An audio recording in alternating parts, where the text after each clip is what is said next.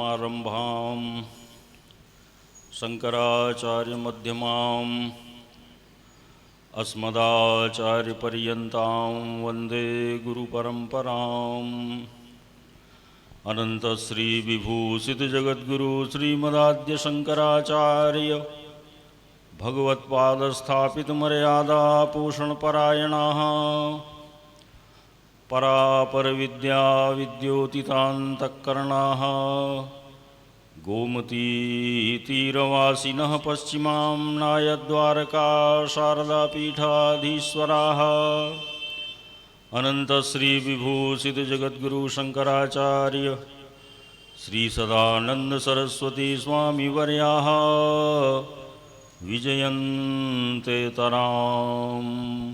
धर्म की अधर्म का, प्राणियों में विश्व का, गौमाता की गोहत्या, धर्म सम्राट जगद्गुरु शंकराचार्य भगवान की, धर्म सम्राट द्वारका शारदा पीठाधीश्वर महाराज की, जगदम्बा महारानी की, सिद्धेश्वर भगवान की, ज्योतिरीश्वर भगवान की।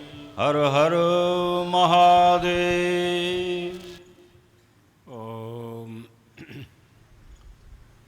विश्वं दर्पण दृश्यमाननगरी तुल्यं निजान्तर्गतं पश्यन्नात्मनि मायया बहिर्बोधभूतं यथा निद्रया यः साक्षात् कुरुते प्रबोधसमये स्वात्मानमेवाद्वयं तस्मै श्रीगुरुमूर्तये नमः। इदं श्रीदक्षिणामूर्तये योऽन्तः प्रविश्य मम वाचमिमां प्रसुप्तां सञ्जीवयत्खलशक्तिधरस्वधाम्ना अन्याश्च हस्तचरणश्रवणत्वगादीन् प्राणान्नमो भगवते पुरुषाय तुभ्यम्।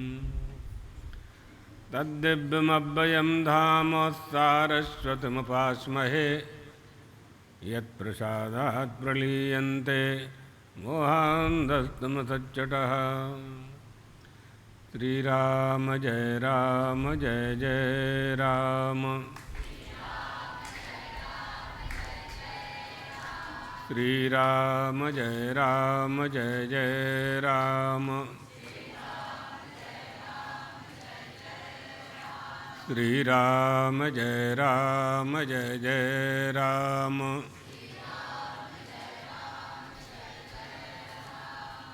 शिव शिव शंभो हर हर महादेव।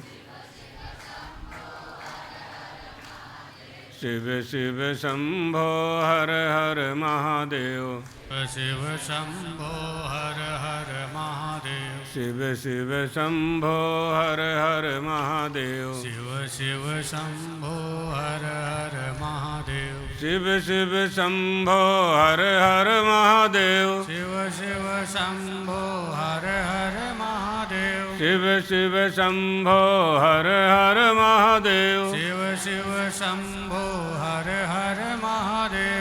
शिव शिव शंभो हर हर महादेव। शिव शिव शंभो हर हर महादेव। शिव शिव शंभो हर हर महादेव। शिव शिव शंभो हर हर महादेव। शिव शिव शंभो हर हर महादेव। शिव शिव शंभो हर हर महादेव। शिव शिव शंभो हर हर महादेव। शिव शिव शंभो हर हर महादेव। शिव शिव शंभो हर हर महादेव।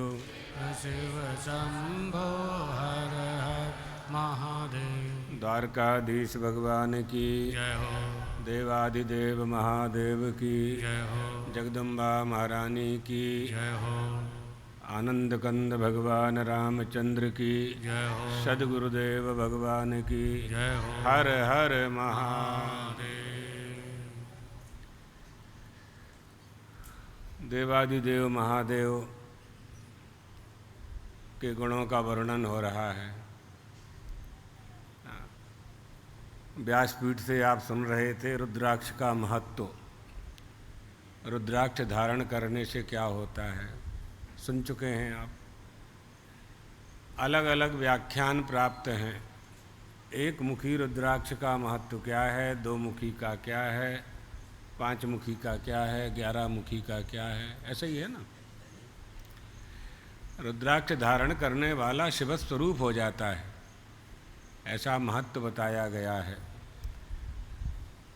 जो लोग शिव में कल्याण और परमार्थ तत्व नहीं देखते हैं, उनके लिए भी ये कहा है कि उन्होंने यदि रुद्राक्ष धारण कर लिया है तो उनको हार्ट फेल तो नहीं होगा। ये तय बात है। उसमें ऐसी, लेकिन वो छाती से स्पर्श होना चाहिए, दिखाने के लिए नहीं। जैसे हमने पहन रखा है ऐसा नहीं, अंदर जो हमने पहन रखा है वैसा आपकी त्वचा से, हृदय से उसका स्पर्श होते रहना चाहिए। ये वैज्ञानिकों ने सिद्ध किया है कि असली रुद्राक्ष मिल जाए और उसकी माला को धारण कर दे तो हार्ट अटैक या हार्ट फेल नहीं होता है। उसमें ऐसे गुण तत्व विद्यमान हैं। ये शोध है, इस पर बहुत बड़ा शोध है। और शास्त्रों में जो लिखा है, शिव पुराण में जो लिखा है, हमें उसमें विचार ही नहीं करना है, स्वीकार करना है। अन्यत्र सर्वत्र विचार है, लेकिन शास्त्र के आदेश में विचार का आदेश नहीं है।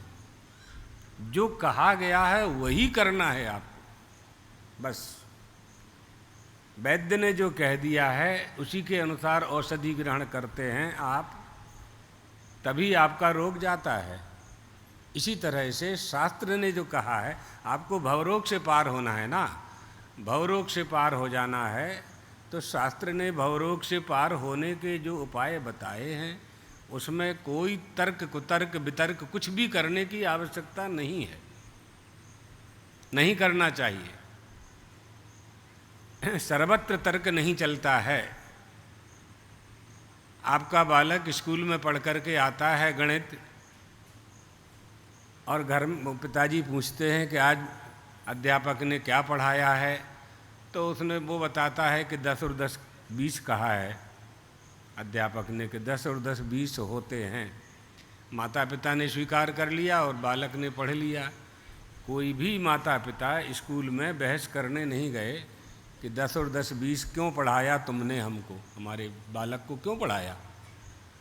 10 और 10 20 होते हैं, इसमें क्या प्रमाण है।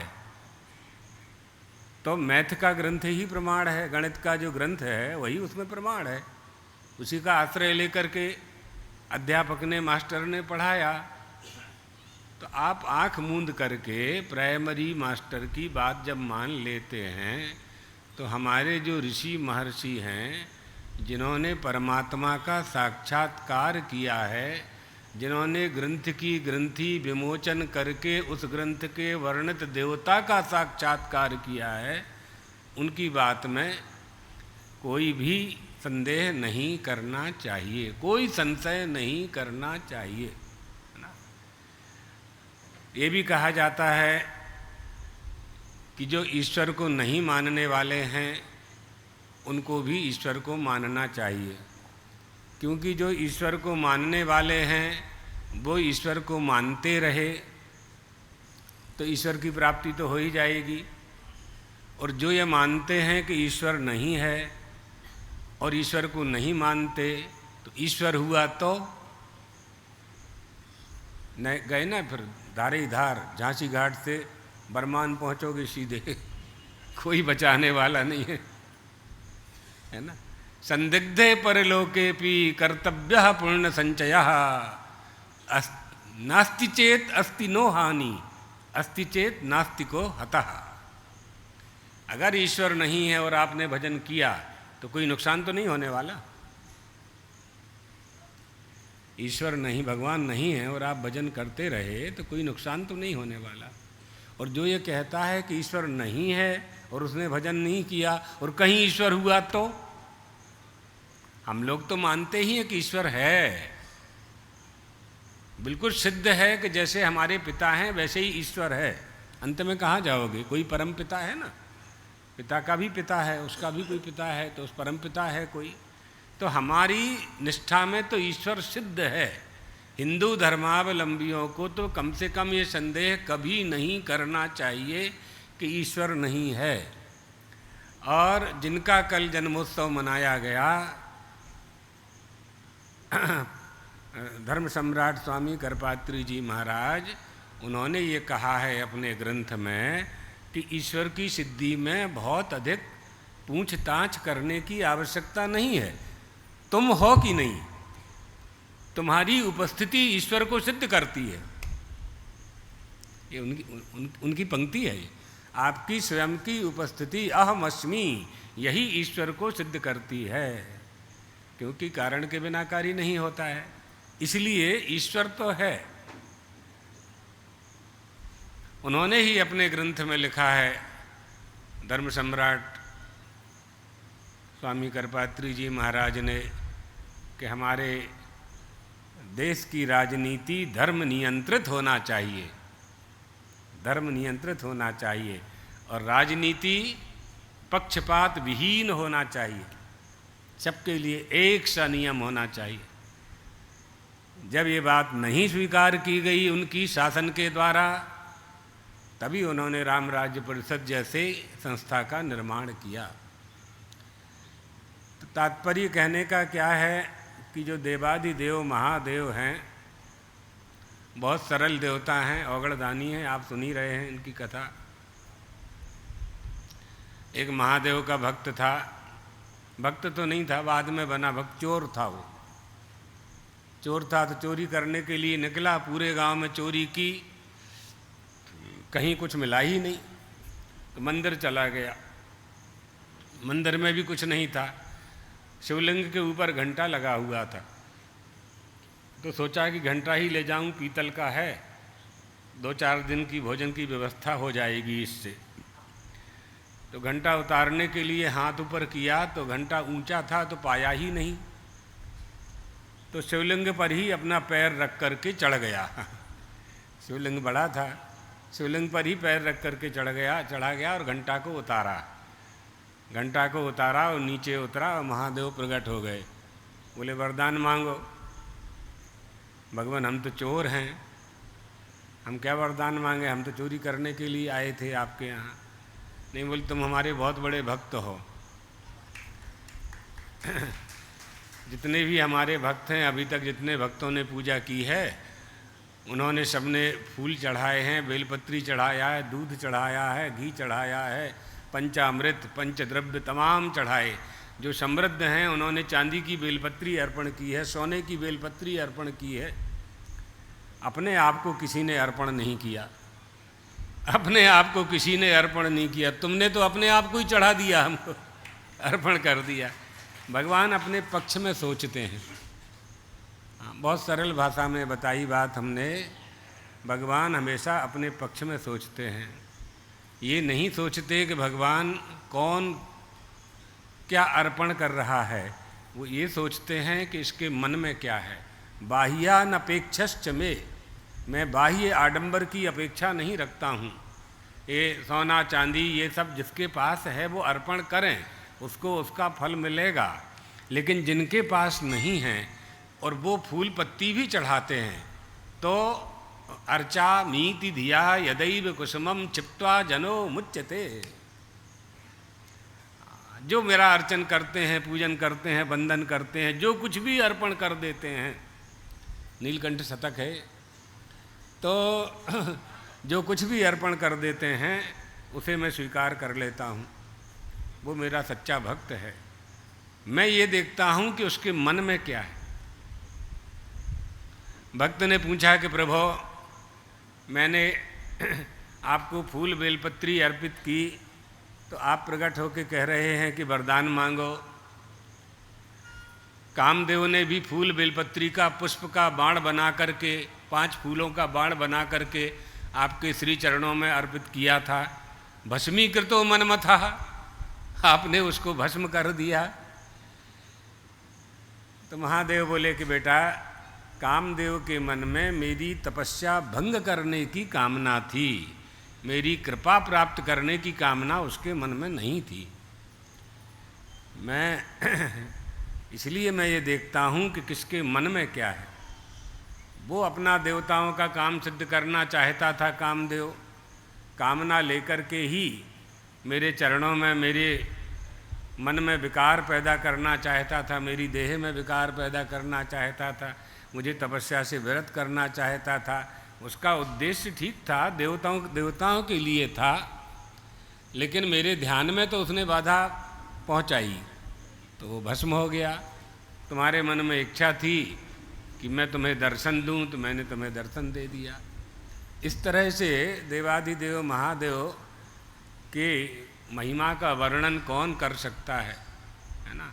अतीतः पंथानम तवच महिमा वांग मनसयो अतद्व्यावृत्यायम चकितमभिधत्ते श्रुतिरपि सकश् स्तोतव्यः कति विधिगुणः कश्च विषयः पदे त्वरवाचीने पतति न मनः कस्य न वचः। ये महिमन स्तोत्र का दूसरा मंत्र है, अतीतः, तीसरा। तो आपकी महिमा को कौन पार पा सकता है? क्यों? आप हमारे मन और वाणी से परे हैं।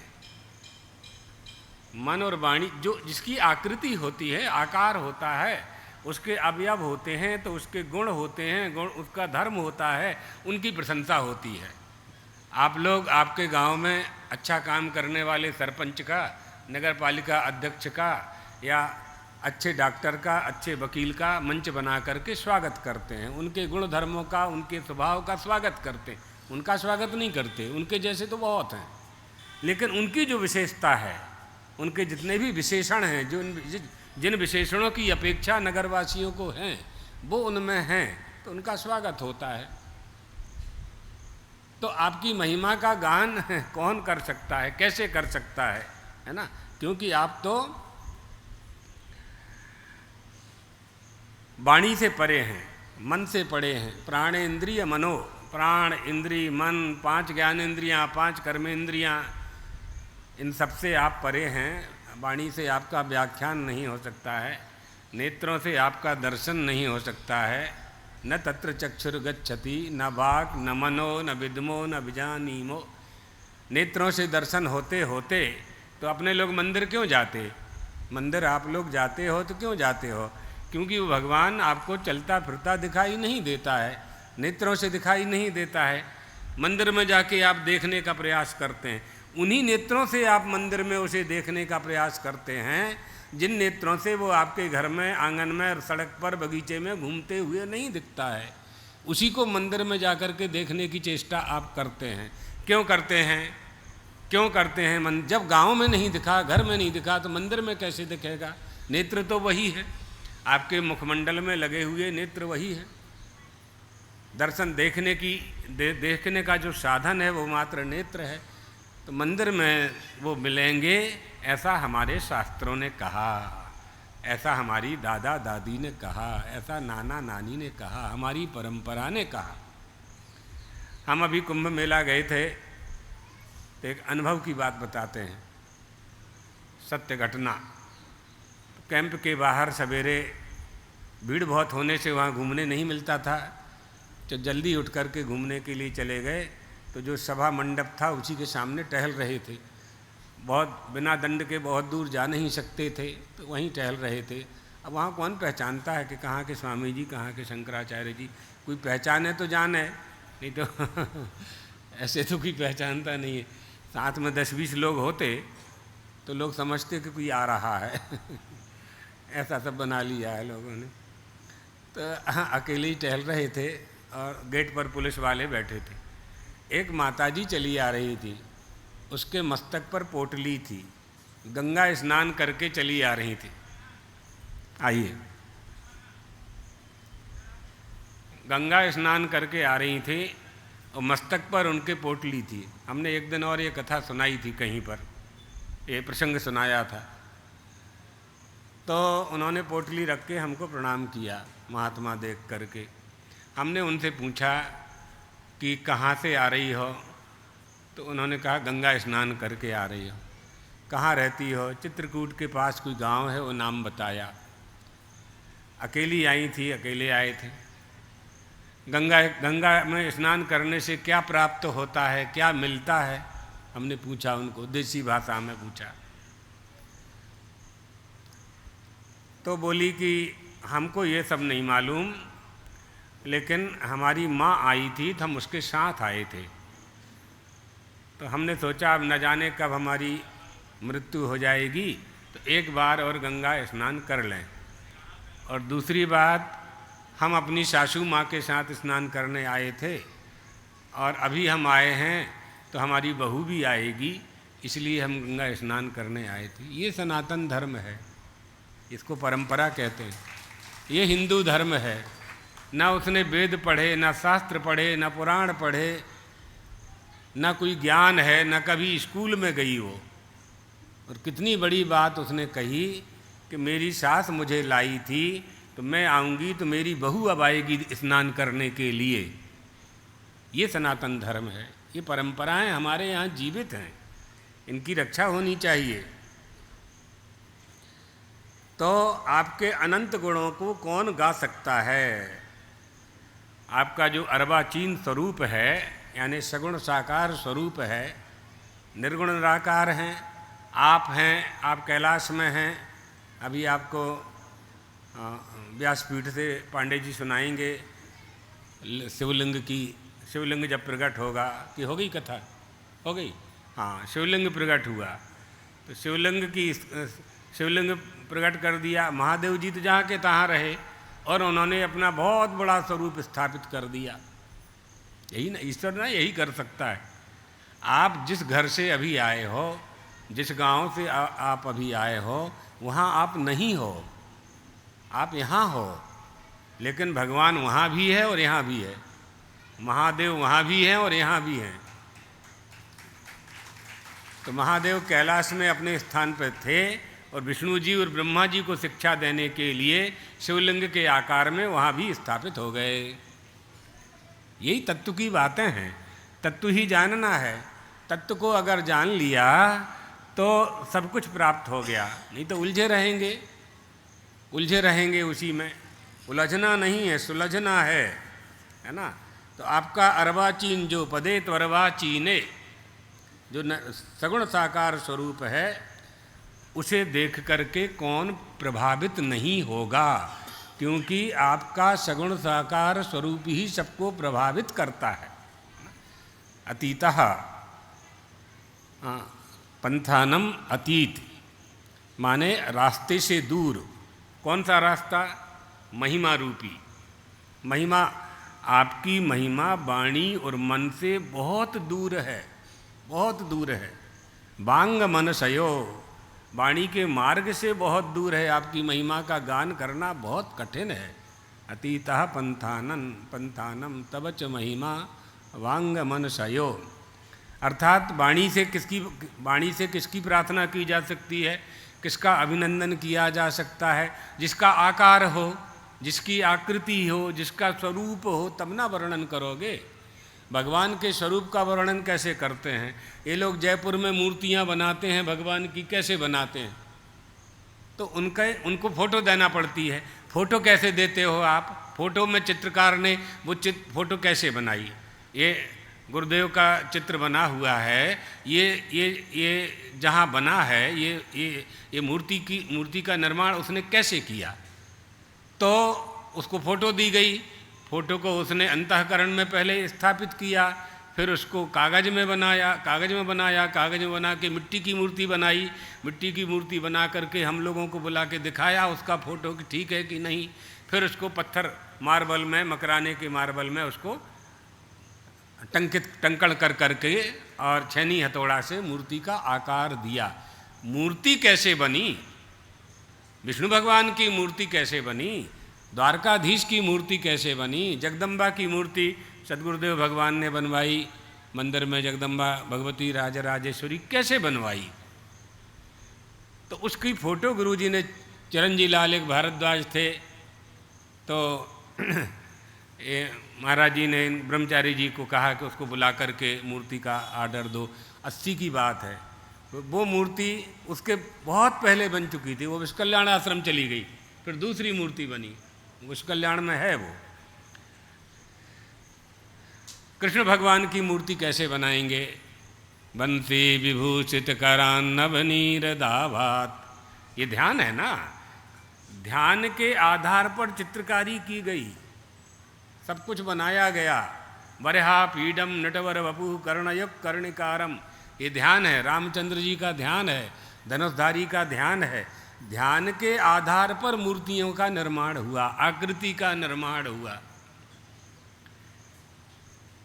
मूर्ति बनी, मंदिर बने, मंदिर में दर्शन करने की व्यवस्था हुई, शास्त्र का आदेश, हमने पूजा की, हमको फल की प्राप्ति हुई, यही चल रहा है।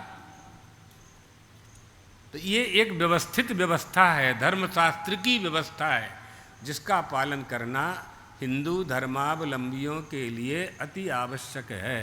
बिना तर्क वितर्क बहस किए इसका पालन हमें करते रहना चाहिए। ये तो मूर्ति की बात हो गई। यहाँ जो कहना चाहते हैं पुष्पदंत, वो ये कहते हैं कि आप आकृति हो तो गुण हो, क्रिया हो, जाति हो, यदृच्छा हो। वाणी का विषय कौन होगा? जिसका आकार होगा, जिसका आकार होगा उसमें 4 प्रकार होंगे, वो जाति होगी, उसकी जाति होगी, उसके गुण होंगे, उसमें क्रिया होगी, और यदृच्छा यानी नाम आदि होंगे, देवदत्त यज्ञदत्त आदि नाम होंगे। तो जाति क्या है? ब्राह्मण, क्षत्रिय, वैश्य, शूद्र, ये सब जाति है। जल में जो जलत्व है वो जल की जाति है, अग्नि में जो अग्नि तत्व है वो अग्नि की जाति है। स्थूल रूप से जाति व्यवस्था अपने लोग मानते हैं, ब्राह्मण है, क्षत्रिय है, वैश्य हैं, ठाकुर हैं, पटेल हैं, आदि आदि। तो जिसका आकार होगा उसमें ये 4 होंगे। जाति माने ब्राह्मण, क्षत्रिय आदि। जब जाति होगी तब ब्राह्मणों के गुण और धर्म, उनके कर्तव्यों का निर्धारण होगा। पहले ब्राह्मण होगा, फिर ब्राह्मण के गुण और धर्मों का निर्धारण होगा। ब्राह्मणानां तपोज्ञानम, क्षत्रियाणांच रक्षणम, वैश्यस्य च तपो वार्ता, तपः शूद्रस्य सेवनम, ये लागू होंगे। समोदमस्तपश्चैव शांतिरार्जवमेव च ज्ञान विज्ञानम आस्तिक्यम ब्रह्म कर्म स्वभावजम, ये सब लागू होंगे। लेकिन पहले ब्राह्मण होंगे। ब्राह्मण होंगे, इसमें क्या प्रमाण? माता और पिता दोनों ब्राह्मण होना चाहिए। उन दोनों ब्राह्मण से जो उत्पन्न संतान है वो ब्राह्मण होगी। फिर उसके संस्कार होंगे। जन्मनाद ब्राह्मण ज्ञेयः संस्काराद् द्विज उच्यते, वेद पाठी भवेद् विप्रो श्रोत्रियस्त्रिभिरेव च। जन्म से ब्राह्मण होगा, जब यज्ञोपवीत होगा तो द्विज कहलाएगा, वेद शास्त्र आदि का अध्ययन करेगा तो विप्र हो जाएगा, और उपनिषद आदि का अध्ययन करेगा तो श्रोत्रिय हो जाएगा। ये तीनों होंगे तो श्रोत्रिय हो जाएगा। सही, ये व्यवस्थाएं हैं, ये धार्मिक व्यवस्थाएं, इनमें ज्ञान भी है, विज्ञान भी है, वैज्ञानिकता भी विद्यमान है, मनमानापन नहीं है। तो इसलिए गुण होगा। गुण क्या है? नीला है, पीला है, काला है, सफ़ेद है, ये सब गुण हैं। महादेव में कोई गुण नहीं है। कैसे आपकी महिमा का वर्णन करें हम? कौन से मार्ग से हम आपकी महिमा का वर्णन करें? कौन सी महिमा गा करके हम आपको पकड़ें? क्रिया, क्रिया माने पाचकः, लाभ का, भोजन बनाने वाला, फसल काटने वाला, मजदूरी करने वाला, आदि आदि, ये क्रिया है। और यदृच्छा, यदृच्छा माने नाम आदि। तो जब वाणी का विषय नहीं है तो उसका वेद कैसे वर्णन करते हैं? यम श्रुतुरपि, वेद कैसे वर्णन करते हैं? ये जिज्ञासा पैदा हुई। तो वेद यम भवंतम अतद्व्यावृत्ति से वर्णन करते हैं। अतद्व्यावृत्ति क्या है? न तद इति अतद, जो अतद नहीं है वो तद है। तद माने सह, यानी ईश्वर, वो ईश्वर है। तो अतद व्यावृत्ति क्या होगी? नाइति नाइति नाइति, यह नहीं है, यह नहीं है, यह नहीं है। निषेध मुख से जिसका वर्णन किया जाएगा, निषेध करते करते जो बचा वो है, और उसी का नाम महादेव है। तो जिसका आकार ही नहीं है तो हम उसका वर्णन कैसे करें। अर्थात व्यावृत्ति माने हटाना। अतद संसार के सारे पदार्थ ये सब नहीं हैं, इसमें से कुछ भी नहीं है, यह कहने को वेद वर्णन करता है। क्या करता है वेद? नेह नानास्ति किंचन नेदम यदि उपासते यन मनसानु मनसे मनस यन मनसानु मनसः यन मनुषा न मनुते एनाहर मनोमतम तदेव ब्रह्मत्वं विद्धि नेदम यदि उपासते। जिसकी तुम उपासना करते हो वो ब्रह्म नहीं है, वो कार्य ब्रह्म है, इसलिए उसका मनन नहीं किया जा सकता। नेदम यदि उपासते, जिसकी आप उपासना कर रहे हो वो वह नहीं है जिसे आप प्राप्त करना चाहते हैं। वेद भी जिसका वर्णन करते हैं अतद्व्यावृत्ति से वर्णन करते हैं, माने निषेध करते हैं। निषेध करते हैं तो कोई निषेध करने वाला है, तो निषेधक का निषेध नहीं होता है, नहीं हो सकता। तो सभी का जो निषेध करने वाला है वही तद है। आश्चर्यपूर्वक श्रुति वर्णन करती है ना।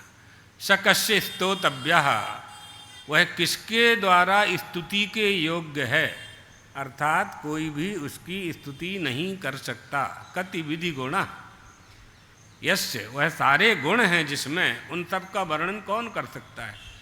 अनंत का वर्णन कौन कर सकता है। इतने गुण हैं उनके कि वर्णन करने वाला वर्णन ही नहीं कर पाएगा, क्योंकि वह किसी का विषय नहीं है, इंद्रियों का विषय नहीं है। पदे अर्वाचीने, पदे तो अर्वाचीने है ना। तो अर्वाचीन नवीन, नवीन माने जो नवीन का विषय है, वर्तमान का जो विषय है, जो भगवान को जो भगवान तो पुराना है, ऐसा तो है नहीं कि भगवान अभी हैं, महादेव अभी हैं। तो अर्वाचीन कह रहे, अर्वाचीन माने अभी, और भगवान तो पहले से हैं, महादेव भी पहले से हैं, कब से चले आ रहे हैं। कोई जानता है कि महादेव कब हुए, कब उनका अवतार हुआ और कहाँ हुआ। और महादेव के माता पिता का नाम कोई बता सकता है क्या? नहीं बता सकता। देवादिदेव महादेव के विवाह में यही तो हुआ, जब दोनों पक्ष के कुल परंपरा का वर्णन होने लगा तो महादेव से हिमाचल के हिमालय पार्वती जी के विवाह में गए हुए थे। तो नाम पूछा, गोत्र पूछा, पिता का नाम पूछा, तो कहा पिताजी का नाम बताइए। कहा विष्णु भगवान। विष्णु भगवान के ब्रह्मा जी के पिताजी का नाम विष्णु भगवान के पिताजी का नाम। तो शंकर जी ने कहा आपके पिताजी का नाम। कहाँ जाओगे, यही चलता रहता है एक दूसरे, कौन किसका पिता है, कौन किसकी माता है। कोई उनका पिता नहीं है, वो सबके पिता हैं, है ना, सबके पिता हैं। महादेव सबके पिता हैं, सभी देव हैं, उनको महादेव क्यों कहते हैं? क्योंकि सभी देवों की रक्षा की उन्होंने। जब विष प्रकट हुआ समुद्र मंथन में तो सभी देवों की रक्षा उन्होंने ही की, विषपान करके नीलकंठ कहलाए, वहीं से नीलकंठ उनका कहा जाने लगा उनको।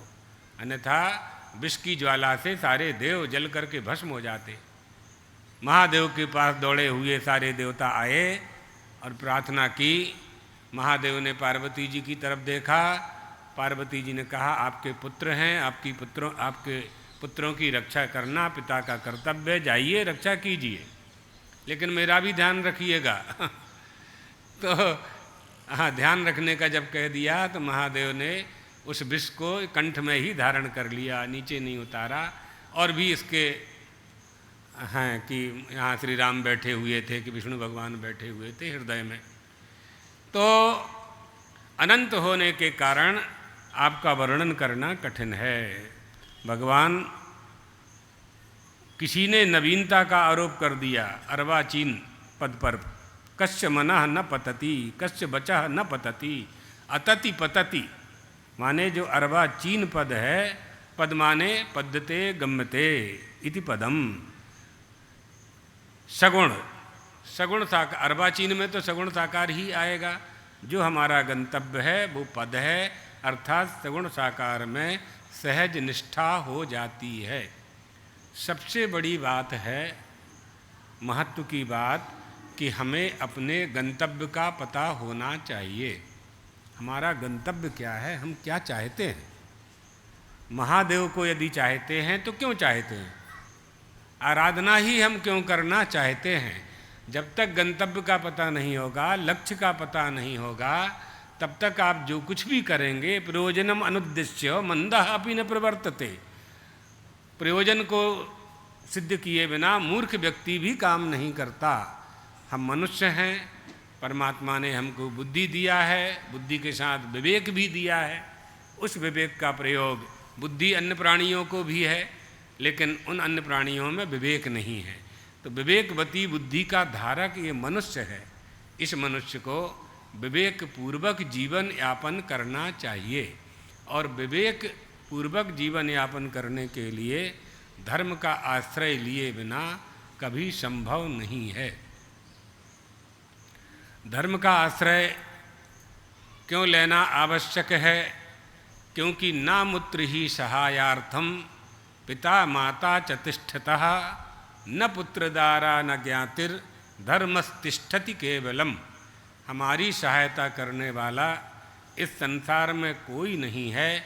जो हमने धर्म किया है, जो सत्कर्म किए हैं, जो अच्छे काम किए हैं, कुल परंपरा के अनुसार देवी देवताओं की पूजा की है, गुरु के आदेश का पालन किया है, धर्म का पालन किया है, उसका जो फल बना है वो फल हमारे साथ रहता है और हमारे साथ जाता है। वो हमारी सहायता करता है, वो हमारी सहायता। इसलिए भरत जी ने, श्री राम ने भरत जी से कहा था, होय कुठाय सुबंधु सहाये अढ़ई हाथ अस नहीं के धाये।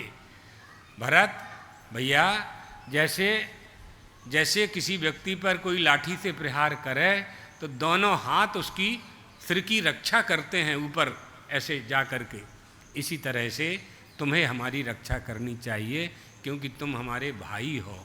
आपत्ति में भाई ही सहायता करेगा, धर्म ही सहायता करेगा। तो हाथों ने सहायता क्यों की? लाठी मारने वाले से सिर की रक्षा हाथों ने क्यों की? क्योंकि हाथ सबसे पास में थे माथे से। पैर तो ऊपर आ नहीं सकते, आएंगे तो गिर जाएगा। वहाँ शीर्षासन तो करना नहीं है, वहाँ तो सिर फूटने से बचाना है। सामने वाले के पास 5 फुट का डंडा है, आपके पास कुछ नहीं है, तो आपके दोनों हाथ उठाएंगे और सिर की रक्षा करेंगे। तो हाथ आपके दोनों पास में थे, सबसे अत्यंत नज़दीक थे। जो आपके पास होगा वही तो आपकी रक्षा करेगा। धर्म आपके पास होगा, धर्म आपके पास होगा तो आपकी रक्षा करेगा। जब जब आप संकट में आएंगे, धर्म आपकी रक्षा करेगा। जैसे आपत्ति काल में धन आपकी रक्षा करता है, जैसे आपत्ति काल में डॉक्टर को पैसा दे करके आप अपने बेटे का इलाज कराते हैं, जैसे आपत्ति काल में आप अपने भाई को जेल छुड़ाने के लिए वकील को रुपया दे करके, जमानत का रुपया जमा करके, ऋण पुस्तिका जमा करके भाई को जेल से बाहर निकाल लेते हैं। तो आपके पास ज़मीन है और धन है, तभी ना आपने निकाला। इसी तरह से जब धर्म होगा ना मूत्र ही सहायार्थम। ये तो लौकिक बात हो गई डॉक्टर और जमानत की। परलोक में कौन सहायता करेगा? हमारा दाह संस्कार होगा, हमारा सूक्ष्म शरीर कहीं ना कहीं तो जाएगा। जहाँ जाएगा वहाँ हमारी सहायता करने वाला कौन है? तो धर्म का फल ही हमारी सहायता करेगा।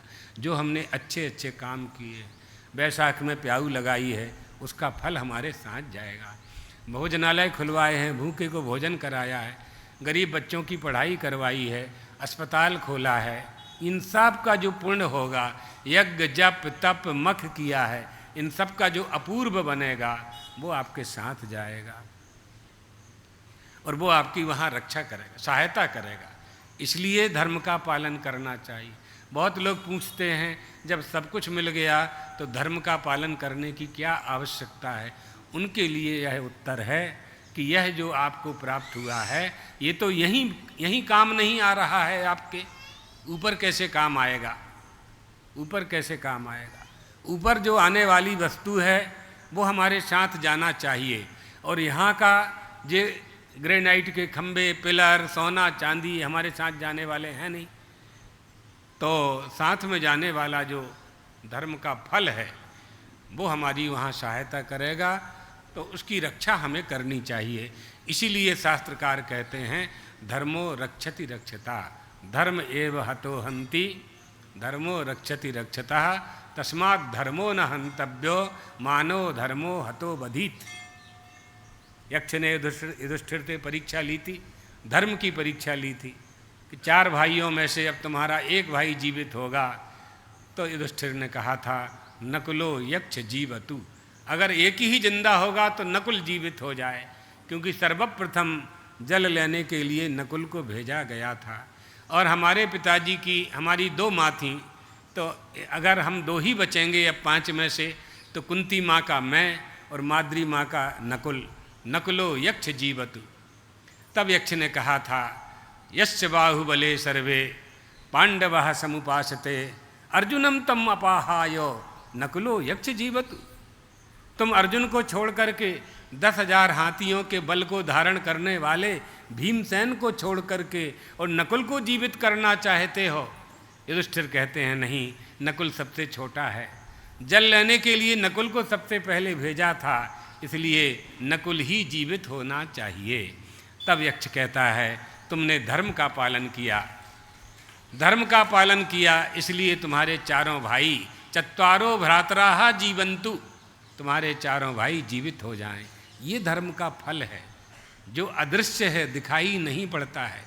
धर्म दिखाई नहीं पड़ता है आपको, धर्म का फल दिखाई नहीं पड़ता है, ब्रह्म दिखाई नहीं पड़ता है, ईश्वर दिखाई नहीं पड़ता है। ये हैं, इनकी सत्ता विद्यमान है। कैसे समझें, कैसे समझें कि वो हैं? इसी के लिए वेद हैं, इसी के लिए वेदों का ज्ञान है। वेदों के द्वारा हम जानते हैं धर्म और ब्रह्म कहाँ निवास करता है। जब हम सन्मार्ग पर चलते हैं, सत्कर्म करते हैं, तो धर्म और ब्रह्म यहाँ निवास करता है। आपके ही पास, आपके ही शरीर की हृदय रूपी गुफा में निवास करता है, यहीं रहता, कहीं नहीं, कहीं खोजना नहीं है। जब तक यहाँ निष्ठा नहीं बनती कि वो यहाँ निवास करता है, तब तक खोजना है, खोजना चाहिए, खोजना चाहिए। तब आएगा पदे तो रवा चीने, है ना। आपकी निर्गुण निराकार में तो कोई क्या वर्णन करेगा। सगुण साकार का आपके गुणों का वर्णन हम नहीं कर पा रहे हैं, लेकिन सगुण साकारता में हमारी निष्ठा हो जाती है। आपके स्वरूप का दर्शन करके हमको सुखानुभूति होती है। जैसे सरोवर का जल बड़ा सुंदर होता है, लेकिन उस सुंदर सरोवर में कमल का फूल खिल जाए तो उसकी सुंदरता में और वृद्धि हो जाती है। इसी तरह से वो निर्गुण निराकार नित्य शुद्ध बुद्ध मुक्त स्वभाव पर ब्रह्म परमात्मा जब सगुण साकार हो जाता है तो उसकी सुंदरता में और उसकी सुंदरता और बढ़ जाती है। वो हमारे लिए प्रिय हो जाता है। क्यों प्रिय हो जाता है? क्यों प्रिय हो जाता है वो? क्योंकि सुंदरता को प्राप्त करना, सुंदर वस्तु अच्छी लगती है, ये हमारा गुण है। प्रत्येक मनुष्य सुंदरता का प्रेमी है, उसको सुंदरता चाहिए, सुंदरता देखने में चाहिए, वाणी में सुंदरता चाहिए, क्रिया में सुंदरता चाहिए। जहाँ जहाँ सौंदर्य है वहाँ वहाँ ये मनुष्य आकर्षित होता है, चिपक जाता है उससे। जैसे लोहा चुंबक का संबंध होता है, इसी तरह से इस मनुष्य के नेत्रों को सुंदरता प्रिय होती है। फूल ही कमल सोह सर कैसा, निर्गुण ब्रह्म सगुण भय जैसा, है ना। जैसे निर्गुण ब्रह्म सगुण हो जाता है तो आँखों को सुखानुभूति होती है, मन वाणी सब पवित्र होने लगते हैं। हम उनको देख करके उनकी स्तुति करने लगते हैं, हमारी वाणी पवित्र होती है। हम पुजारियों के द्वारा मंत्र सुनते हैं, हमारी कर्णेंद्री पवित्र होती है। हम उनके मंदिर में दर्शन करने के लिए पैरों से जाते हैं, हमारे पैर पवित्र हो जाते हैं। हाथों से तुलसी दल बेलपत्र चढ़ाते हैं, हमारे हाथ पवित्र हो जाते हैं। सब कुछ पवित्र हो जाता है हमारा। इसलिए भगवान की सुंदरता का ग्राहक है मनुष्य, सुंदर वस्तु इसे अच्छी लगती है, तभी ना ये छोड़ छोड़ के जाता है। कहीं कश्मीर जाएगा, कहीं कहीं जाएगा, कहीं कहीं जाएगा। क्या देखने जाता है वहाँ? सुंदरता ही देखने तो जाता है। सुंदरता का ये प्रेम ही है, प्रत्येक वस्तु में सुंदरता। लेकिन एक रहस्य की बात बता दें कि सुंदरता वास्तव में मन में होनी चाहिए। मन की सुंदरता ही हमें सुख देने वाली है। नेत्रों के द्वारा प्राप्त जो सुंदरता है वो क्षणिक है, कुछ देर के लिए है, लेकिन अंदर हमारी वह सुंदरता अगर स्थापित हो जाती है। एक राजा के मंत्री की कन्या से बड़ा प्रभावित हो गया। उस मंत्री की कन्या को देख करके विवाह करने की कामना करने लगा। कन्या बड़ी समझदार थी। उसने सोचा कि राजा मेरी सुंदरता से प्रेम करता है कि मुझसे प्रेम करता है, मैं यह जानना चाहती हूँ। तो वो बीमार हो गई, जानबूझकर के बीमार हुई। ऐसी औषधियाँ आती हैं जिससे ज्वर आ जाते हैं, रोग भी हो जाते हैं। खान पान बिगाड़ लीजिए, बीमारी आ ही जाएगी। तो उसने ऐसा भोजन वगैरह करना शुरू किया कि उस बीमारी हो गई, कृष्णकाय हो गई, लकड़ी जैसी हो गई 1 महीने में। राजा जब देखने आया था तो उसके सौंदर्य को देख करके अत्यंत प्रसन्न था। मंत्री से प्रस्ताव रखा। मंत्री ने कहा मेरी कन्या मान जाए तो आपके जैसा वर मुझे कहाँ मिलेगा। लेकिन कन्या समझ गई कि ये केवल मेरे सुंदरता पर ही प्रभावित है, और जिस दिन मेरी सुंदरता नहीं रहेगी ये मुझे छोड़ देगा। इन राजाओं का क्या ठिकाना, ये तो भोगी होते हैं। तो उसने ऐसा नाटक किया कि अपनी रुग्ण होकर के सारी सुंदरता को ख़त्म कर दिया। उल्टी होने लगी, उसको ऐसी दवाइयाँ ली, उल्टी होते होते होते उसका शरीर कृष्णकाय हो गया। 1 महीने तक ऐसा किया। 1 महीने के बाद राजा ने मंत्री से कहा तुम्हारी बेटी ने 1 महीने का समय दिया था, मैं उससे मिलना चाहता हूँ। मंत्री ने अपनी बेटी से कहा, बेटी ने कहा बुला लीजिए। कमरे में ले गए जहाँ वो बीमार पड़ी हुई थी। ये कौन है? कहा ये वही कन्या है मेरी, इसकी सुंदरता कहाँ गई? तो कन्या ने एक मटका रखा था, उसमें उल्टी रखती जाती थी। मटके का कपड़ा हटाया, बोली मेरी सुंदरता इसमें है, कर लो शादी। कहाँ सुंदरता है? सुंदरता मन में होती है। आप चमड़ी की सुंदरता से प्रभावित होकर के अपने आप को आसक्त बना लेते हैं। वो सुंदरता बहुत दिन नहीं रहती है, बहुत दिन नहीं रहती है। तो इसलिए वो सुंदरता मन में होनी चाहिए। प्रेम होता है वो कहाँ विराज रहे, उसका स्थान कहाँ पर है? प्रेम का स्थान कहाँ पर है? सोना में है कि चांदी में है? एक हम अनुभव की बात बताते हैं आपको। हमारी जब नियुक्ति द्वारका में हुई तो उस समय ये सोमनाथ बैराबल राजकोट ट्रेन नहीं चलती थी। आने जाने की साधन नहीं थे उस समय। ऐसे ये सब ट्रेनों की बहुत ज़्यादा सुविधा नहीं थी। तो सद्गुरुदेव भगवान के गुरुजी ब्रह्मलीन शंकराचार्य अभिनव सच्चिदानंद तीर्थ जी की एक गाड़ी थी, फिएट गाड़ी थी जो परमेश्वर चलाता था। तो वो महाराज जी ने हमको दे दी आने जाने के लिए। उस समय हम अहमदाबाद में थे, 91-92 की बात है। 3 साल हम वहाँ, एक बालकृष्ण पंचोली थे, बड़े विद्वान थे गुजरात के, उनसे अध्ययन किया करते थे। तो हम 3 साल वहाँ थे। तो यहाँ से फिएट से हम जाते थे तो 3 दिन लगते थे। पहले दिन भोपाल रुकते थे, फिर अहमदाबाद रुकते थे, फिर द्वारका जाना हो तो वहाँ से द्वारका जाते थे। 3 दिन लगते थे। माताजी थीं, उनके माताजी के पुत्र ने हमसे कहा कि इनके 3 धाम हो गए हैं, द्वारका धाम रह गया है, आप करा दीजिए। हमने कहा ठीक है। तो हम उनको साथ में ले गए। तो भोपाल में झरनेश्वर में रुके। झरनेश्वर मंदिर में झरना चलता था और एक मकान झोपड़ी सी थी और मानस मंदिर था, श्री राम भगवान की मूर्ति थी।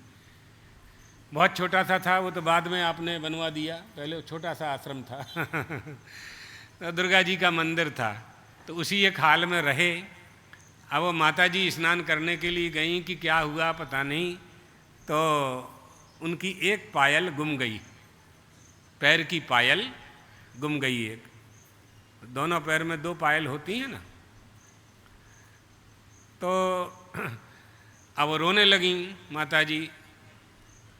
तो हमको बताया लड़कों ने, अन्नू साथ में था उस समय हमारे, आनंद तिवारी जो नेत्रालय देखता है, तो हमको बताया।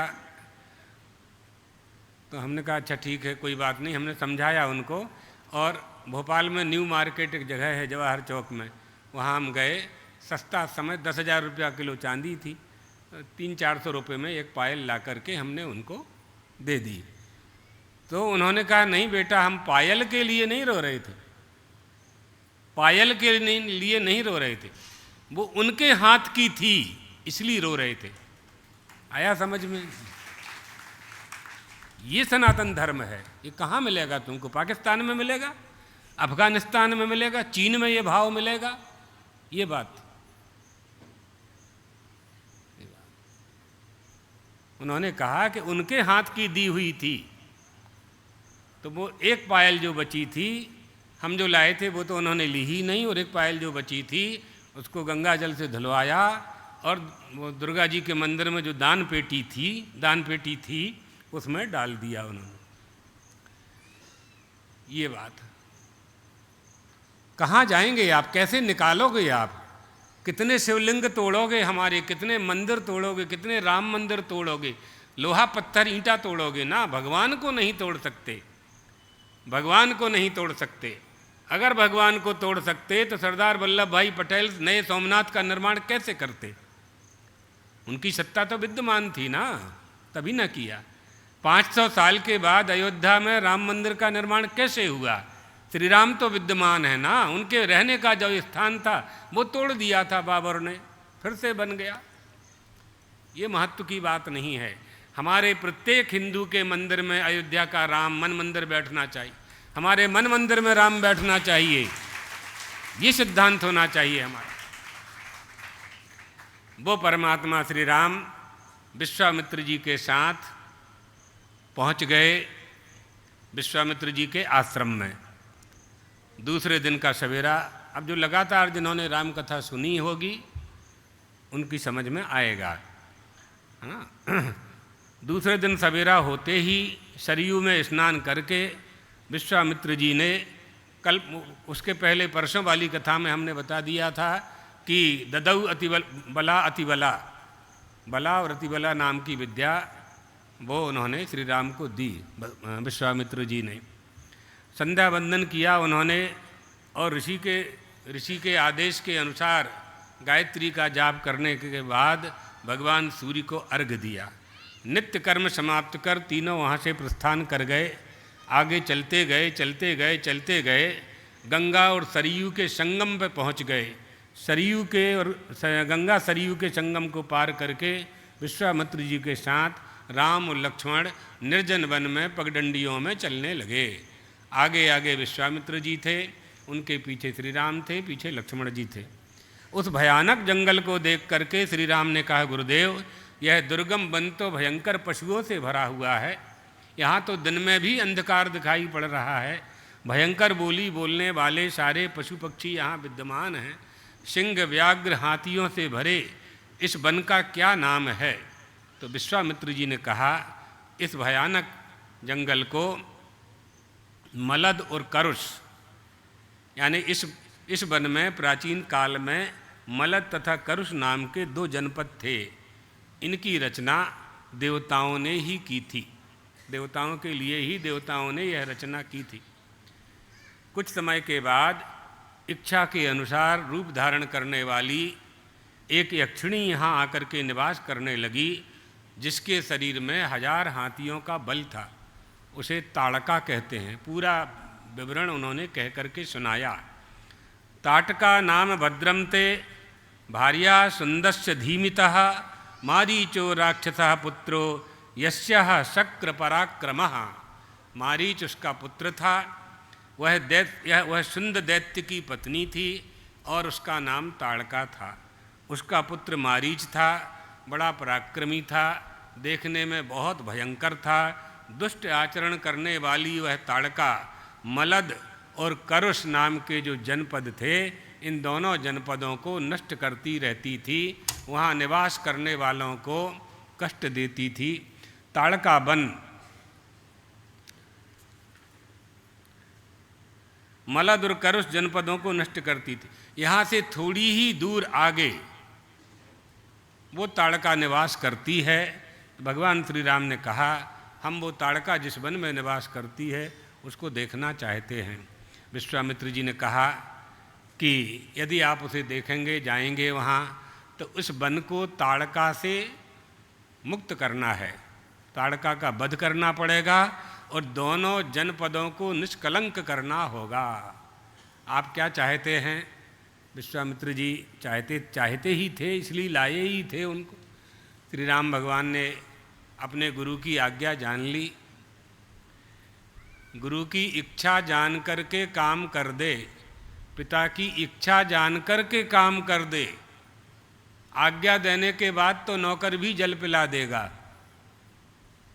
यही बात है सेवा का अर्थ। सेवा का धर्म सहज नहीं है सेवा करना। जब गुरु में ही दोष देखने लगोगे आप, तो सेवा ही नहीं कर पाओगे। आपकी बुद्धि तो दोष में ही दोष दृष्टि में दोष ही आ जाएगा।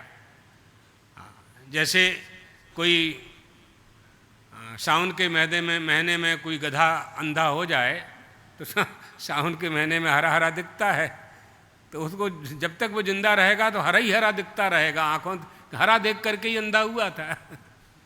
दोष दृष्टि जब बन जाएगी आपकी तो सबके दोष देखेंगे।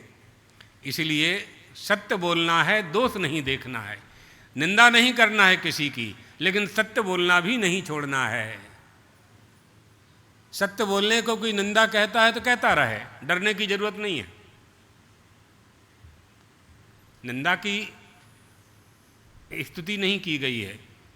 शास्त्र ये कहता है निंदा स्तुति से परे होना चाहिए, लेकिन जहाँ सत्य बोलने का अवसर आता है तो वहाँ यदि आप सत्य नहीं बोलेंगे तो आप दोषी हो जाएंगे। ये भी यहाँ भी शास्त्र का निर्णय है। ताड़का के भय से यहाँ कोई नहीं आता है। उसने सारे जंगल को, देश को उजाड़ दिया है। अब भी वह यही कर रही है। ताड़का का इतना वृत्तांत सुन करके श्री राम ने मुनिवर से पूछा, अल्पवीर्या यदा यक्षी श्रूयते मुनि पुंगवो।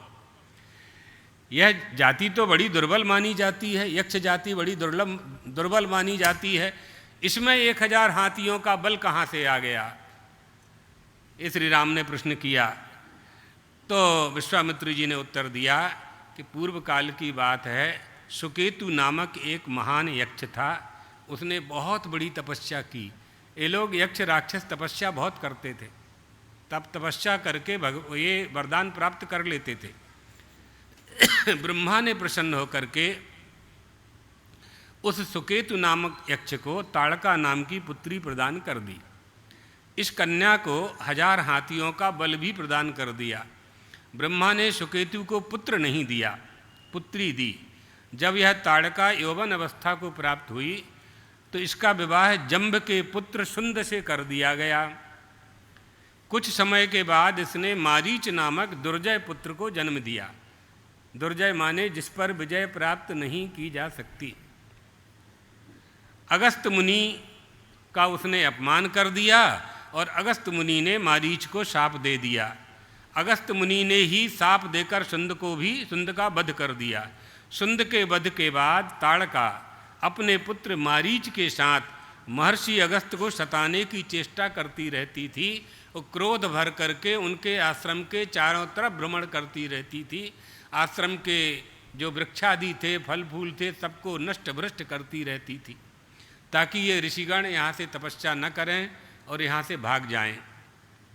एक दिन यह क्रोध में भरकर गरजती हुई अगस्त मुनि को ही खाने के लिए दौड़ पड़ी। उसे अपनी ओर आती हुई देख करके अगस्त मुनि ने मारीच से कहा कि तू राक्षस बन जा, और फिर ताड़का को शाप दे दिया कि तू नरभक्षी हो जा और कुरूप विकृत रूप वाली महायक्षिणी हो जा। माँ और बेटे दोनों को अगस्त ऋषि ने शाप दे दिया। उस शाप के कारण ताड़का अगस्त के इस देश को उजाड़ती है। हे श्री राम, तुम्हारे सिवाय इसका कोई वध नहीं कर सकता। तुम्हें श्री राम विचार करने लगे, हम क्षत्रिय हैं, स्त्री का वध करने का निषेध है, स्त्रियों को नहीं मारा जा सकता है, बाण नहीं चलाया जा सकता है। फिर गुरुदेव की आज्ञा है, अब ये क्या हमें करना चाहिए? तो गुरु होते हैं ना। श्री राम के मन की बात तो समझ गए और गुरुदेव ने कहा कि तुम्हें स्त्री वध के पाप के भय से इसको नहीं छोड़ना चाहिए, संकोच नहीं करना चाहिए। प्रजा की रक्षा के लिए, तुम राजा हो ना, राजपुत्र हो, प्रजा की रक्षा करना तुम्हारा धर्म है। अर्जुन से भगवान यही तो कह रहे थे। अर्जुन कह रहे थे, एतान्न हन्तुमिच्छामि, मैं इन सबको नहीं मारना चाहता हूँ, क्योंकि युद्ध तो शत्रु से होता है और ये तो सब हमारे हैं, शत्रु तो है नहीं, हम इनके साथ कैसे युद्ध करें? ये तो सब हमारे भाई बंधु हैं। कथम भीष्महं द्रोणं संख्ये च मधुसूदनो यशुभिः प्रतियोत्स्यामि पूजार्हा वरिसूदनो। ये तो पूजा के योग्य हैं, पूजा के आर्य हैं, इनकी तो पूजा की जाती है, इनसे युद्ध कैसे करूं, इनको कैसे मारूं? भगवान ने कहा, द्रौपदी का चीरहरण हो रहा था, वस्त्रहरण हो रहा था, उस समय तुम्हारे रिश्तेदार थे कि नहीं थे ये लोग? उस समय गुरुजन थे कि नहीं थे? भीष्म पितामह ताऊ थे कि नहीं थे? द्रोणाचार्य गुरु के रूप में वहाँ बैठे हुए थे कि नहीं बैठे थे? सब बैठे थे। किसी ने भी तुम्हारी रक्षा नहीं की, तुम्हारी पत्नी की रक्षा नहीं की। अगर मैंने पीताम्बर न बढ़ाया होता तो द्रौपदी का भरी सभा में अपमान हो जाता। तुम्हारी लाज की रक्षा किसने की? इसलिए यह नहीं देखना है, राजा को यह नहीं देखना है। राजा का धर्म है धर्म की रक्षा करना, राजा का धर्म है प्रजा की रक्षा करना, राजा का धर्म है प्रजा को धर्म के मार्ग पर चलाना, राजा का धर्म है अधर्म करने वालों को दंड देना, है ना। किसी को नहीं मारना चाहिए, किसी की हत्या नहीं करना चाहिए, ठीक है। अहिंसा करना, हिंसा नहीं करना चाहिए, ये सिद्धांत बना लिया। अब आपके गांव में शेरनी आ जाए और आपके बच्चों को, 2-2 साल के बच्चों को उठा के खाने लगे, गांव वाले क्या करेंगे? मारेंगे कि नहीं मारेंगे? बताओ, मारेंगे ना। वहां पाप पुण्य देखोगे कि बच्चों की रक्षा करोगे। सिंघनी अगर नरभक्षिणी हो जाए तो वहां अहिंसा परमो धर्म चलेगा क्या? नहीं चलेगा। पाकिस्तान आक्रमण कर दे भारत पे तो हमारे देश के राष्ट्रपति और प्रधानमंत्री क्या करेंगे? अगर सुरक्षा नहीं करेंगे तो दोष लगेगा उनको, पाप के भागी बनेंगे। इसलिए राजा का कर्तव्य है देश की रक्षा करना और देश की संस्कृति और संस्कारों की रक्षा करना। इसलिए तुम्हें संकोच नहीं करना चाहिए।